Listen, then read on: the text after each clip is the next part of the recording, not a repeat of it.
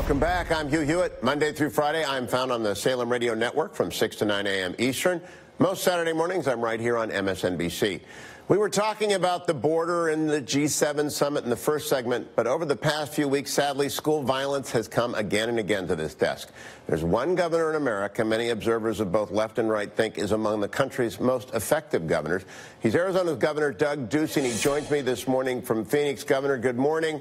I wanted to talk to you because Parkland, after that massacre, you started doing things in Arizona before the Santa Fe attack and catastrophe, and I want people to know about the Safe Arizona Schools Project. What was that, Governor? Has it gained the necessary momentum yet?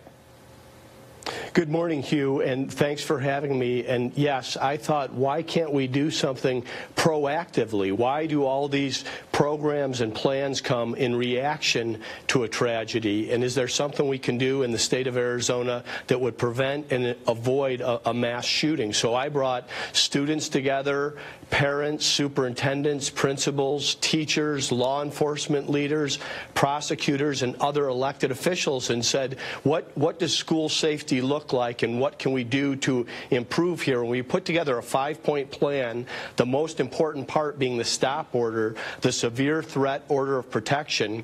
So when you have a young person like the people that have committed these atrocities, that we can go out and actually stop them. Look at the signals that were given off in the Parkland shooting of 39 visits from law enforcement, being identified by name to the FBI, posting on YouTube that you plan to be known as a school shooter, and yet law enforcement could do nothing. So if we are able to pass the stop order in the state of Arizona, we will be able to prevent and avoid that. And I think it's a model that other governors can take and reapply in their states. Now, you got the National Rifle Association to actually endorse stop orders, as well as educators, community leaders, parents, and some students. Why hasn't it happened yet in Arizona? This had support across the board from the citizens of Arizona, and then politics intervened. When you get the Democrat leadership and even the Republican leadership, oftentimes it hasn't been about the solutions and what we can do inside the schools. We were able to do some good things in terms of population of the background check. So if somebody is adjudicated with mental health issues or severe violence and dangerous felons, make sure that those names are on the background check. Get dollars for behavioral and mental health so there can be counselors inside the school. But the real tool that can be helpful in the rare cases where there is an individual that everyone's aware of and is scared of, that's the severe threat protection order. That's right. The stop order. Now, I would like to, about the stop orders, when you went up to the National Governors Association, did you find any other takers for putting out stop orders? Well, when I had the National Governors Association, this plan was actually written in response to hearing testimony from Rick Scott in Florida and Matt Bevin in Kentucky and now Greg Abbott in Texas. So this is something that's available to all governors, Democrat and Republican, across the country. But it is something you have to work with your legislature, both Democrat and Republican, to pass, and it's something we intend to do in the state of Arizona. All right, two other aspects about education before I move to the border, Governor. You campaigned originally on civics education. You got that passed. Now you're out there promoting school pay raises for teachers. How's this coming from a Republican governor?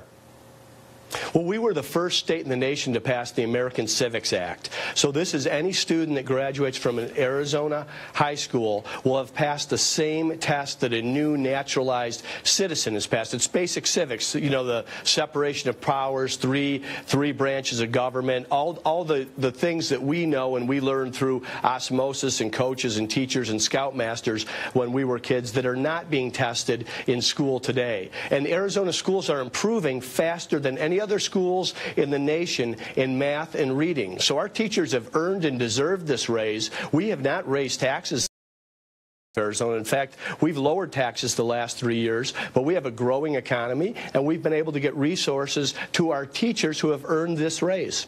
Now, the New York Times did a story about civics education this week. We just put it up on the screen for people to see so that this is not just an Arizona issue.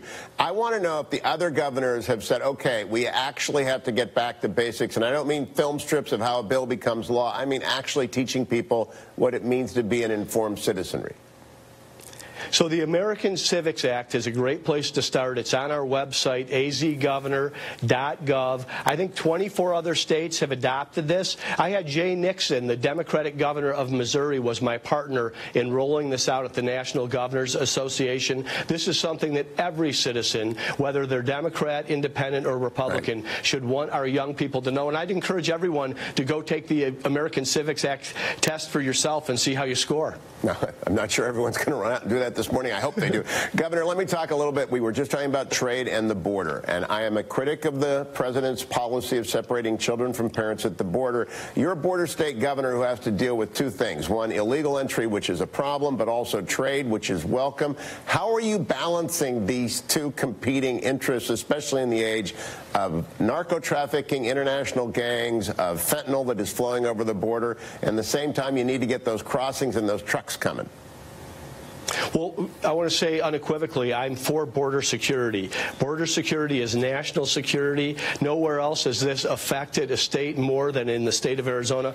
We've been the epicenter of this discussion over the last decade. So we're working very closely with Homeland Security, Kirstjen Nielsen, Secretary John Kelly when he was leading the agency in terms of making sure that we have this border security, and they've been very responsive. We've got the National Guard on the border as we speak. At the same time, I believe in trade. Mexico is our largest trading partner, ×4. I'm working with Governor Claudia Pavlovich and our sister state of Sonora to make sure that we have safety at the ports, but that the good guys, the trucking, the transit, the tourism, the trade that is growing Arizona and America's economy can get back and forth over the border, not being impeded. We work on a cargo processing check, so these trucks are checked before they arrive at the border. They're deemed safe, and these perishable items can be delivered.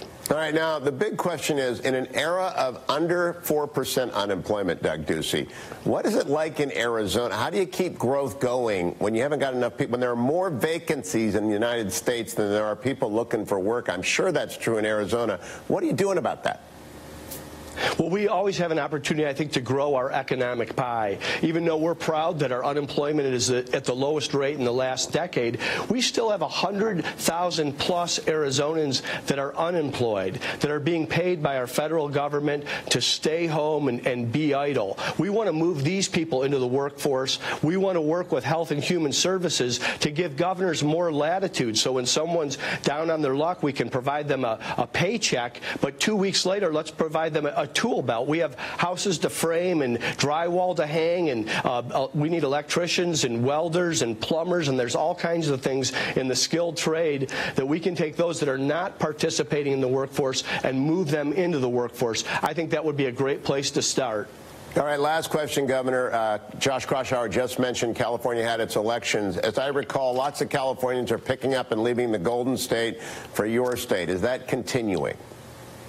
We are having an influx of people from California coming to the state of Arizona. We welcome them to the state of Arizona. I just ask them to remember that they left California for a reason. But we 200,000 people relocate to the state of Arizona in the last 36 months. Where I'm doing this hit from is a studio in Maricopa County. Maricopa County is the fastest growing county in the country, and there's 3,144 counties and parishes in this country. It's something we're proud of. It's a testament to what a great quality of life we have here and the economic attractiveness and how inviting and welcoming Arizona is as a state. It always welcomes me. Thank you, Governor Doug Ducey, jetting up early and joining me this morning.